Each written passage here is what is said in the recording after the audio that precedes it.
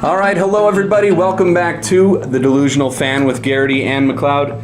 I am Chris Geraghty, sitting in for Ryan McCloud this week, Mr. John Pett. Happy to be here. How are you? Oh man, I'm great. Glad to have you here. One of the reasons we have John sitting in with us today, we're going to do a college football special, little Badger special for you today. And John is one of my go-to guys for college football, college sports in general. I know you're a huge fan. You and your dad. You guys, this week, what did you and your dad do this week? Last week, actually, we went to the College World Series out in Omaha. It's a great time. Great time. We did the opening weekend, so you can see all the 8 teams that are playing in it. We became big fans of the Coastal Carolina Chanticleers. And who's that? They're in the final game against Arizona right now. Yeah. That's their nickname. Oh, okay. So I just know Coastal Carolina. Yeah. But yeah, I know they're in the finals with Arizona, so that's a pretty big deal. And kind of gives you an idea of John and his dad. You guys go to a lot of college basketball games, a lot of Badger stuff, obviously. You guys are Badger crazy. Yeah, we do like one road game for football and basketball each year. Very cool, very cool. So that's why John is here. Happy to have you. He'll be with us the whole show today. So remember also to subscribe to our YouTube page. Check us out on Facebook. Check us out on Twitter. We're going to have a good top 5 that is college football oriented. We're going to talk a little bit about Badger football and what's upcoming for those guys. Hopefully we have a quarterback this year. And then we're going to round it out with some more rapid fire. We might even have another special guest for you. So what I wanted to start with this week, John, a little bit of sad news. We've had one of them in the college world, one of them in the pro world. The pro world, we lost Buddy Ryan, who, if you know, he's the one who created the 46 defense, assistant coach for 2 Super Bowl teams. His most popular, obviously, went with the Bears in the 46D. Then he went on to head coach for Philadelphia. He went on to head coach for Arizona. You saw, was that big fight he had on the sideline was with Houston. Yeah. You know, a lot of good Buddy Ryan moments. But his biggest success, obviously, was with that 85 team. And you saw a lot of that through the 30 for 30. He wasn't doing so well with the stroke and couldn't talk. Yeah, but handwritten or signed the letter that he gave to those guys, each of his players. That'd be hard. And the big story behind that was the coaching staff had gotten fired from the Chicago Bears. I believe it was in 83. But the defense really thought they had something going, even though the offense was completely inept and couldn't do anything, even with Walter Payton, because everything ran through Walter. They had no quarterback, no line, no anything. And so the defense got together and wrote a letter to George Halas and said, please keep Buddy. He's great. We want him. George Halas, for the first time ever, came on the field, walked up to Buddy Ryan and said, you're staying. You're with us. You guys get what you want to get. It was a pretty big deal because Halas never went to practice, apparently, after he stopped coaching. And so Buddy said, you guys are my heroes. And that was the big part at the end of the letter, if you remember. You guys will always be my heroes. Now everybody thought Buddy was then going to be promoted to head coach of the Bears. All of a sudden, in comes Mike Ditka. And you have one of the most dysfunctional but yet functional teams, maybe. And what a lot of people still consider one of the best teams in the history of the NFL. I mean, number 1 offense, number 1 defense, number 1 special teams. Were those guys? It was short-lived that those were all together. Yeah, just a couple of years. Well, I mean, you could get into the argument with as good as Buddy's defense was. They were good enough to win it the year before. They made it to the NFC title game. McMahon was hurt. Okay. Year after, good enough. Now Buddy wasn't there, but it was still a 46D. Year after. If you talk to a lot of the guys from the Super Bowl team, they said the team in 86 was better than the team in 85. But McMahon hurt again, got to the NFC Championship game and started Doug Flutie after only playing him 4 games in the regular season. And, of course, they lost. So a lot of the thought process was the Bears could have three-peated if they had a quarterback. But, you know, McMahon and his Mick injuries, he couldn't stay healthy other than the 1 year. And obviously you saw it happen. But, yeah, so it sucks to lose Buddy. The other big one, though, and I think more significant, at least to the sports world, and what she did in NCAA sports, not just for basketball, but for women in general, was Pat Summitt.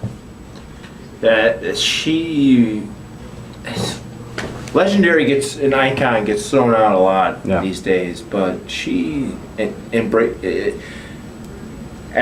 those words fit her to a T. Yeah. And just some of the stuff you hear about, like she said she was on this recruiting trip, and she was in, like, her water broke.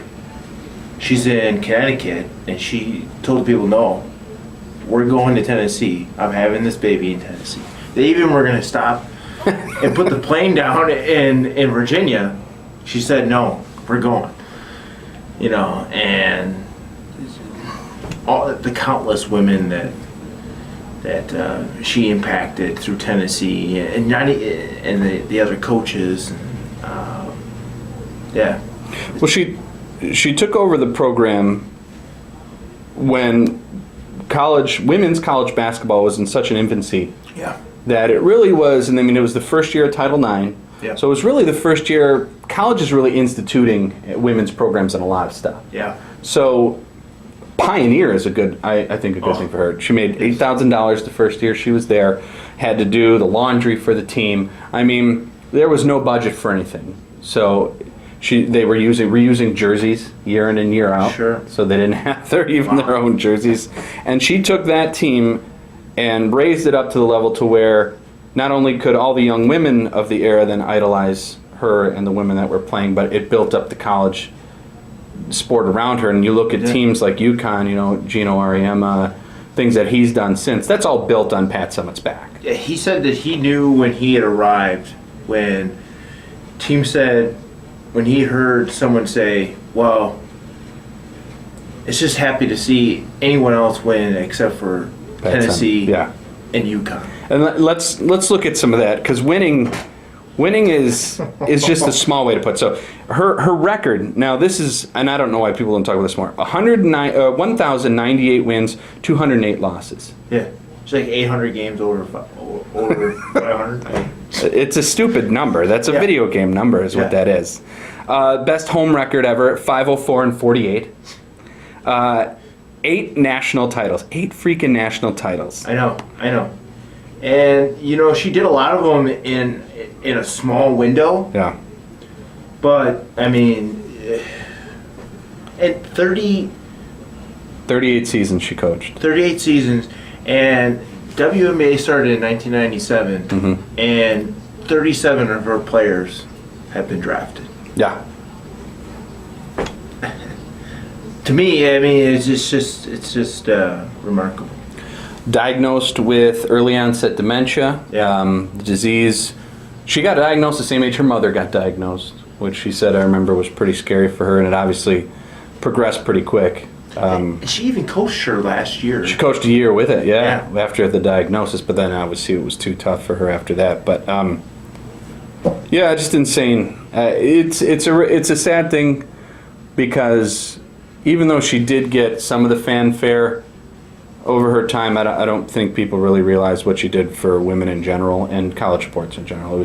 She's a big deal, and hopefully outside of Tennessee, as people start reading more about Pat Summitt and the things she did for the sport, people will sit back and go, wow, I should have paid a little bit more attention. Because all women's sports, not just basketball, hockey, softball, all of it can be traced back to those Tennessee teams, how dominant they were, the women around the country just trying to get recruited onto that team. And drawing people in to watching those teams. And they were getting crowds at those games that the men were going to get. Even the men's team didn't get, just because of how good and how dominant they were. So it was sad this week to lose Pat, to lose Buddy. A couple of Cubs died. This whole year has been terrible. We lost music artists, Prince and David Bowie. I mean, boy, 2016's turned out to be pretty sad for icons. It's only June. And it's only June. Sad. Maybe we're getting them all out of the way. The rest of the year we fought. Jeez. But that's enough sad stuff for you. We just want to say, celebrate Pat Summitt. If you don't know much about her, go and read. You're gonna find a lot of cool stuff. And the thing is with a lot of people that were as powerful as she was, you're gonna find bad stuff. She wasn't one of those people you're gonna find bad stuff about. No. Everybody had great stuff to say about her. All of her players loved her. I think now I can't remember the number. there was an insane amount of assistant coaches that have now been promoted to head coaches for other schools underneath her. Sure. I mean, so you could tell she was a mentor and a leader also. Yeah. But yeah, take a look at that. Obviously, go watch the 85 Bears because they were awesome. Buddy Ryan is awesome. When we come back, we're going to talk about Badger football, which I'm excited. Well, I'm kind of excited about. I looked at the schedule again today. But we'll do some Badger football. We had a great top 5 coming up for you. Then some more rapid fire. Chris Geraghty here. Sitting in for Ryan McCloud is John Pett. And we'll be right back.